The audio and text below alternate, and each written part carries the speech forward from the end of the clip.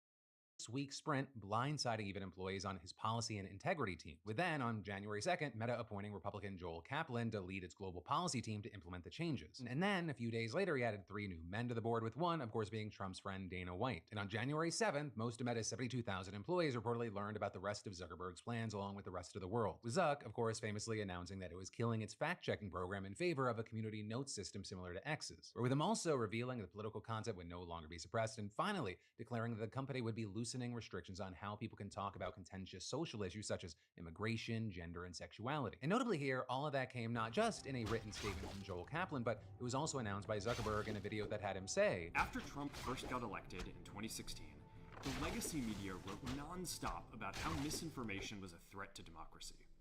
We tried in good faith to address those concerns without becoming the arbiters of truth.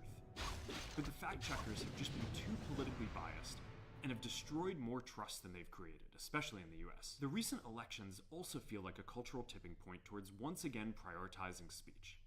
So we're going to get back to our roots and focus on reducing mistakes, simplifying our policies, and restoring free expression on our platforms." Right, and then, in the days after, the full extent of the changes became clear. The company ending its hate speech policy, now calling it hateful conduct, with this policy now allowing posts saying you hate people of certain races, religions, and sexual orientations. And that including permitting, quote, allegations of mental illness or abnormality when based on gender or sexual orientation, with also an Intercept investigation claiming examples of other newly permissible speech highlighted in Meta training materials, including immigrants are grubby, filthy pieces of shit, and gays are freaks. With this seeing Jillian York, Director for International Freedom of Expression at the Electronic Frontier Foundation, and notably someone who has criticized Meta for what she described as over-moderation in the past, saying, "These examples demonstrate that Meta's policy changes are political in nature and not intended to simply allow more freedom of expression." And then beyond that, we've seen things like the company also reportedly removing the transgender and non-binary themes on Messenger. Instagram at one point blocked LGBTQ hashtags and marked them as sexually suggestive content, though Meta said afterwards that it was a mistake. And then, off the platform, facilities managers were reportedly instructed to remove tampons from men's Zuck's bathroom in Meta's offices in Silicon Valley, Texas, and New York. And of course, the company also announcing that it would be ending its work on diversity, equity, and inclusion, with reportedly a memo being sent to staff referring to the fact that, quote, the legal and policy landscape surrounding diversity, equity, and inclusion efforts in the United States is changing. Since then, Zuck's kind of just been handing Trump more wins. Where you have Meta paying $25 million to settle a Trump lawsuit dating back to his ban from Facebook. Zuck's been praising the Trump administration openly, and now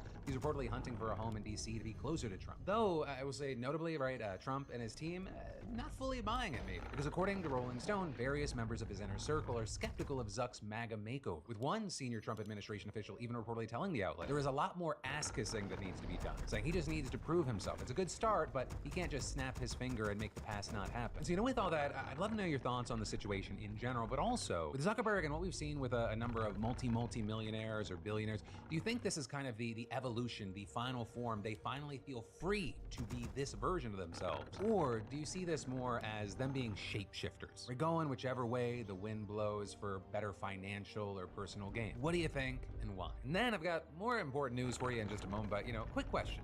Can you list every subscription that you are currently paying for? You can pause if you want to PDS. If I were to ask you over the course of a year, how many Americans engage in some form of gambling, what do you think that number would be? Think about it, ponder it, give me that answer. The answer is 55%. Right, that is according to a survey conducted last summer for the American Gaming Association. With that, up from 49% the year prior. So, we're talking about tremendous sums of money, like some $150 billion on sports alone last year, according to estimates. With us even seeing 538 founder, author, and famed data nerd Nate Silver estimating in his new book that the total wagers placed by Americans every year passes $1 trillion, which if true, would mean that in 2022, Americans bet the equivalent of nearly 4% of their nation's GDP and lost over 10% of that money, which really shouldn't be that shocking since today we bet on just about everything. Sports, political elections, stock prices, meme coins, online lotteries, casino apps, Luigi Mangioni's play, the existence of aliens. Hell, places like Polymarket, they even let people bet on different aspects of the Los Angeles wildfires, like how fast they'd spread and when they'd be contained. But to be clear there, that's technically only supposed to be available to bettors outside of the United States. But clearly, the most prominent driver of the new gambling culture in recent years has been sports. Right, and that because ever since the Supreme Court struck down a federal ban on sports betting in 2018, nearly 40 states and DC have legalized the practice. Though notably, the two most populous states in the country, California and Texas, have yet to join them. Right, and so if those two joined, you'd expect the gambling numbers to get even more insane. And you better believe that industry executives' mouths, they are watering at the idea. Because companies like DraftKings, FanDuel, Caesars, MGM, and Disney through ESPN,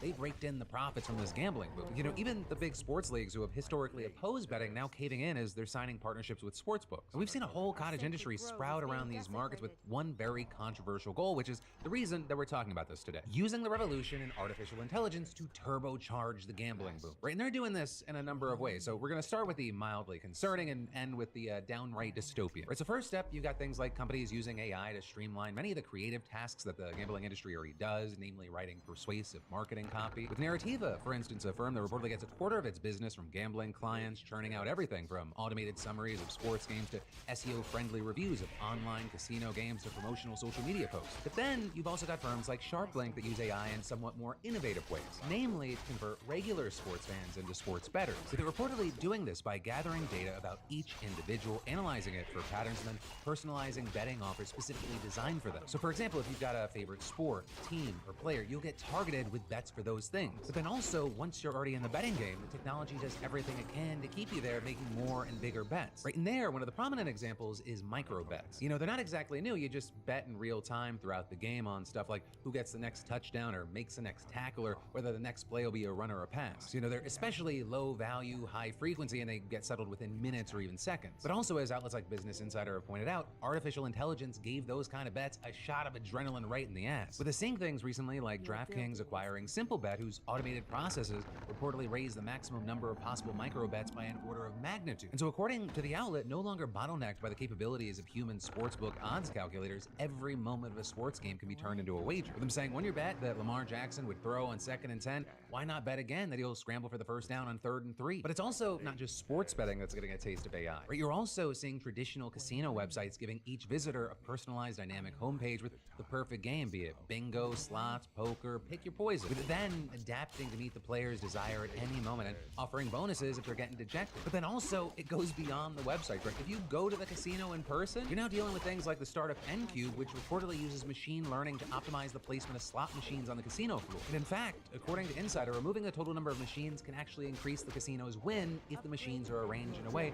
that redirects players to games where they'll make larger bets. And this is casinos have figured out how to personalize the experience for each player as well, with some locations reportedly putting RFID chips inside every gambling chip and then tracking each person's behavior, building a digital profile, and automatically directing human workers to intervene accordingly. Whether that means a free drink, a bonus spin, or any other perk that keeps them playing longer. And when it comes to the marriage between gambling and AI, we're really just getting started, right? When you look at what industry insiders are imagining for the future, it starts to get a little Brave New Worldsy. With, for example, the consultant Deloitte's Global Lottery and Gambling Center of Excellence publishing a research paper last spring predicting that games could be personalized in real time for each gambler, with them writing that AI could allow the games themselves to generate content based on the explicit or even implicit actions of players, from instantly generating new items and playing levels to in-game characters that have lifelike discussions. And, with all this, you can probably guess what the human cost of all this profiteering is, and that is a virtual pandemic of gambling addiction. With the National Council on Problem Gambling estimating now that about 1% of American adults have a severe gambling problem and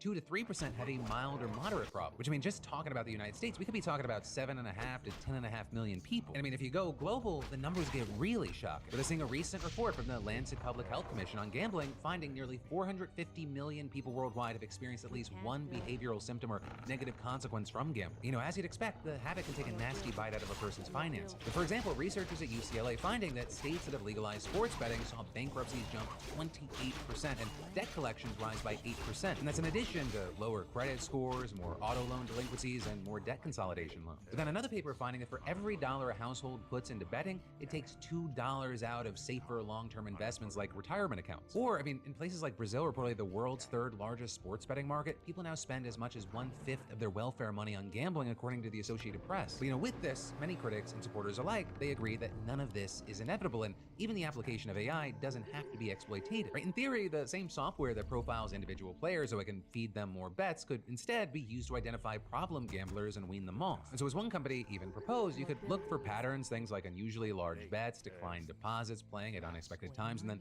intervene to stop them. But really, with so many different ways and places to gamble, you'd almost certainly need regulators to get involved and protect consumers from predatory business practices in themselves. With some even throwing around the idea of placing a cap on deposits or imposing a maximum bet limit. And actually with that, back in September, Democrat Senator Richard Blumenthal and Representative Paul Tonko introduced the Safe Bet Act to get the ball rolling. Right? And that bill included limits on advertising, affordability checks, and restrictions on the use of artificial intelligence to create bets and target bettors. We then also saw in December the Senate Judiciary Committee holding its first hearing to address the harms to public health caused by sports betting. It is virtually impossible to watch a sporting event today without being barraged by ads encouraging you to bet or hearing from a celebrity endorser about the latest parlay you should try. NCPG estimates that every dollar spent to prevent and treat gambling addiction saves government at least $2 in criminal justice and healthcare related social costs. With gambling addiction, the risk of suicide is omnipresent. Research shows that 1 in every 2 people suffering will contemplate suicide, and 1 in 5 will attempt. But also, I would say, keep in mind that was from the last congressional session, and, this one's got different people and different priorities. And so recently you had Bill Miller, the president of the American Gaming Association, telling the National Council of Legislators from gaming states that he expected an industry-friendly federal government. With him saying we have a Republican president, Republican Senate, and Republican House. And so what does that mean for the gaming industry? It means probably less pressure. If he's right, that could be a striking development for the GOP, which, used to be the party of kind of the moral majority and just say no. But as Manhattan Institute fellow Charles Lehman argued in the New York Times op-ed, they've embraced a new constituency of young men whom some have labeled barstool conservatives, right? With them pointing out the president's relatively liberal attitudes towards things like sports betting, marijuana, and cryptocurrency, with him concluding Trump seems willing, even eager, to embrace vice. But also, I would say, to be fair there, Kamala Harris wasn't exactly a moral crusader on those issues either. But she also ran campaign ads on DraftKings supporting legalizing marijuana and promised to encourage the growth of crypto markets. And of course, all of this, it comes at a time when it seems like virtually everything in American life is designed to be as addictive as humanly possible. You've got social media platforms, streaming services, online marketplaces, video games, pornography, cannabis, painkillers, even the Philip DeFranco show. Why can't you quit me?